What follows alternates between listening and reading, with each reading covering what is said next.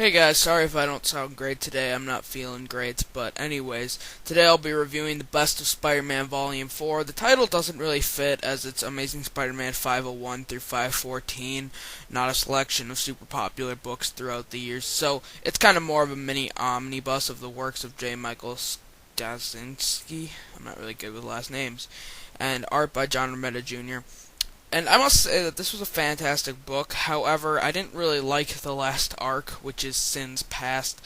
The book's art is fantastic with John Romita Jr. throughout it. It's kind of like his dad's style, with a little Steve Ditko in there too. So it's kind of weird at times, but it's okay. And I gotta say, all the books are great. I really did like the one shots. I thought that the one shots were handled a lot better than the arcs. There were two arcs in this later, but I really did like the Aunt May issue. I did an individual issue about, or an individual review on that in like October or something. It was a pretty good story. But the one I didn't really like, and I'm going to focus most of this review on, is Sins Past, I believe. What's it called? Sins Past. This is where Gwen Stacy Peter Parker gets a letter from Gwen Stacy that Gwen Stacy was going to send him, and it turns out that she had kids. He finds out later in the arc because they were assassins trying to kill him. I didn't really like it. Pretty much, Norman Osborn impregnated her at one point, and it just didn't really fit. I don't really get it. They just made like a whole bunch of half-assed reasons on why it made sense, and it really didn't. I mean, like, they were like, Norman Osborn got her pregnant, and then she had it prematurely because it was a Norman Osborn kid.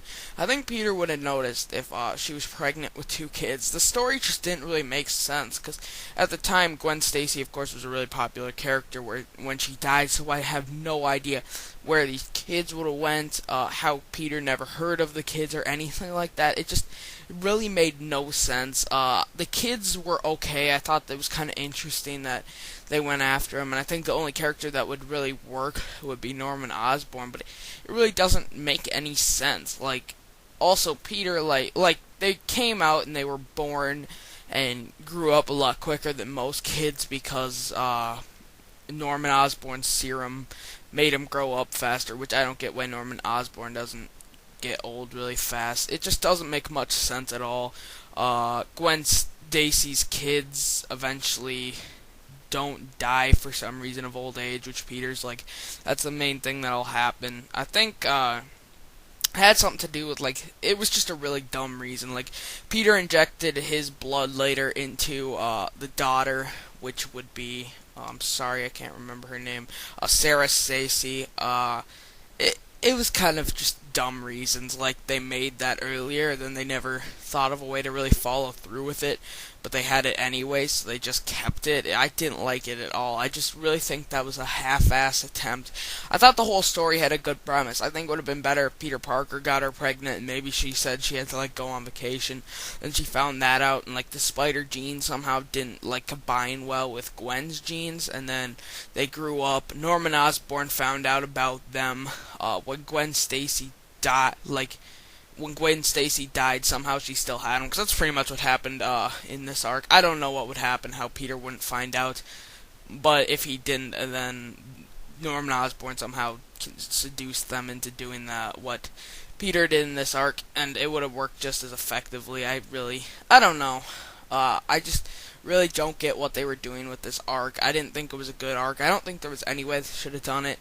And I think this is almost as insulting as bringing Gwen Stacy back, because it just doesn't make any sense. I think it was a stupid idea the whole time. Gwen Stacy was a good character, was a lot like Peter Parker, and that's not something Peter Parker would do, which leads me to believe that that's not something Gwen Stacy would do. So letting this pass through, I just don't get it. I don't know why Joe Quesada would just let it go through. It just doesn't make any sense. I don't think they should have ever done that arc. I think everything else in the book, though, is outstanding. I would definitely advise the book, if just for the first few chapters. I assume that it's not that much because I got it in a grab bag. Like, I bought 10 graphic novels for $25, and this was one that was in there. Very good deal for 14 issues, so it would be about a quarter per issue in the omnibus. Actually, a little less than that, it would be like 20 cents. So that's a really good deal, I think. I think it was fantastic. Other than like that last arc, which I didn't get. I don't think it was a good arc. I don't think they should have ever done it.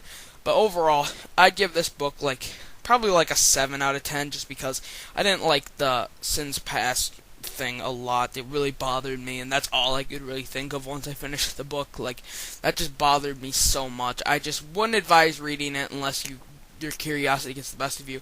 I'm not saying that like the rest of the book is written wrong. Like, I just don't get what the idea was with that. I don't know if they made him do that, or if he just decided to do that and it didn't plan out as well as he did. But anyway, that's all for today, guys. Thanks for watching anyways.